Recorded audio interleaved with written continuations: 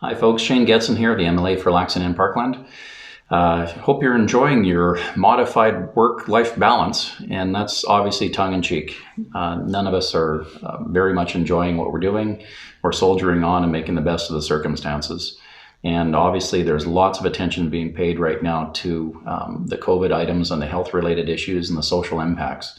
Now, that isn't my strong suit in that that wasn't my background. My history was I was more from the energy sector itself, from the construction side of things and predominantly in midstream. Now, some of you may have heard about transportation and utility corridor project that I was working on, and it was a motion that we passed at the very first part of the session here this year, before things went sideways with this COVID crisis. And it was passed in the House. And that was to lobby our government to make sure that we took some control and we garnered deep sea port access for market access, essentially. So looking at routes such as Kitimat, looking into Prince Rupert, looking over to Churchill. And the one that jumped off the table the most and that I've been working on the most, that has the most legs to it currently, is to get access into 3 deep sea ports in Alaska. So Valdez, Anchorage, and Nisky. And that gives us both access for offloading of oil products, as well as receiving and sending out cartage. So what does that mean, the translation on that? We're going to establish some freedom here and independence and access to global markets by utilizing the Northwest. So we're looking at putting a route that goes from Fort McMurray, heads up towards High Level, it bypasses British Columbia, goes into the Northwest Territories, slides over into the Yukon, and then ties into Alaska, into their existing infrastructure. The governor of Alaska is all on board on this. They've already signed off at the state level. It's literally in the White House for presidential border crossing approval. It's a project of strategic importance to Alaska. Now, what does that mean to Alberta? It's also a project of strategic importance to us, because what it does is it gives us access to 2 million barrel unit tankers versus the 80,000 barrel tanker units that come out of Tsawwassen Terminal or down in Seattle. That gives us market penetration globally. It puts us on shipping routes that gets us to Asia and those other markets about 4 days quicker than you can going from the other ports. Again, you're moving 2 million barrels versus 80 million barrels. The backhaul on that is also immense. Through those ports, we can bring back the sea cans. So now what happens, typically you're going into down in California, or you're going into Tsawwassen in the Vancouver area, or you're going into Seattle.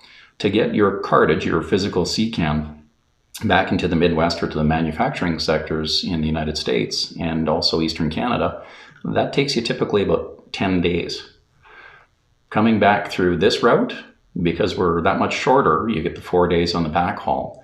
But moreover, penetration on our side, the terminals aren't that busy. We have 3 terminals there that have a bunch of capacity. So we can bring those products back into our market and not literally get them to the US, into those manufacturing circles 8 to 10 days quicker. So that is massive.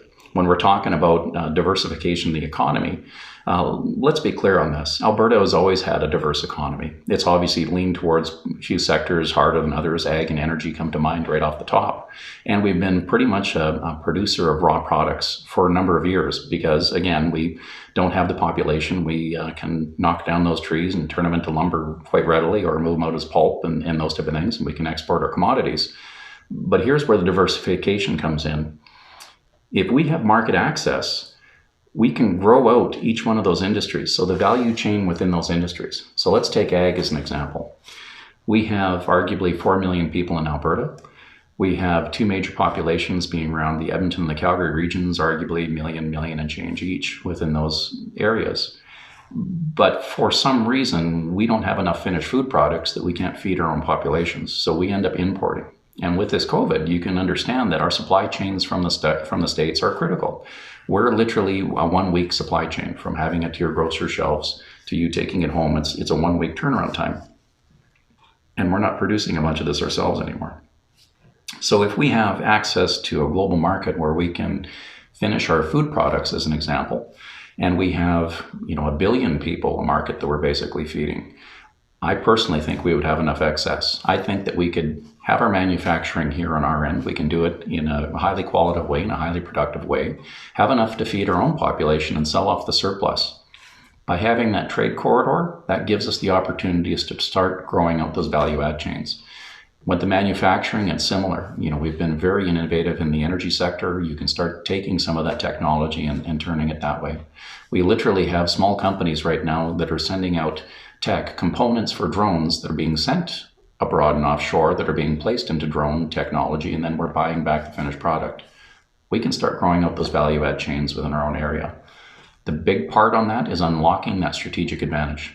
By having that corridor, that access, we then can start building around that whole infrastructure, and we can get Albertans back to work, back to producing. We can have manufacturing here, whether it's equipment, automotive, drones, aviation, aerospace, the ag sector, et cetera, et cetera, et cetera. The fact that we're leading the world in artificial intelligence, we're right up on par with MIT. Think of all the things that we can take, all of that intellect, and apply it towards our good Alberta advantage, our good know-how. We just need that access. So with that A2A corridor, I've been working very hard on that topic and on that file to try to accelerate it. Instead of building out 2 years from now, we're trying to bring it back so we can start building within this construction season, predominantly doing some clearing and grubbing and those type of things here this fall. And the best part about this, it's private equity. There is lots of private equity that's out there that wants to invest in Alberta, that wants to invest in Canada again. But the concerns that they have right now is project certainty based on government backstops or that they can't get through the regulatory process. So why we're working on these type of items, why we're buying into infrastructure projects is literally to settle down the investment community so they understand that, yes, we do agree on this. Yes, we do support these projects. And we will have First Nations participation on this. I'm very happy to say that I've been talking to a bunch of the First Nations folks that are out there, some of the leaders, some of their businessmen as well. And when we do these new projects, they're participants in this project. Full participation all the way through this, full support. This is our chance to build out the Northwest. This is our chance to do the diversifications. And these are the chances of us securing our future for years to come, for generations to come. And that's what I've been working on behind the scenes. So again, I'm not the best on the social files. I'm not the best on the health, but I'm working on projects. And this is one that can be a game changer for all of us. And that's what we're looking forward to. And that's what we're going to keep pushing hard towards.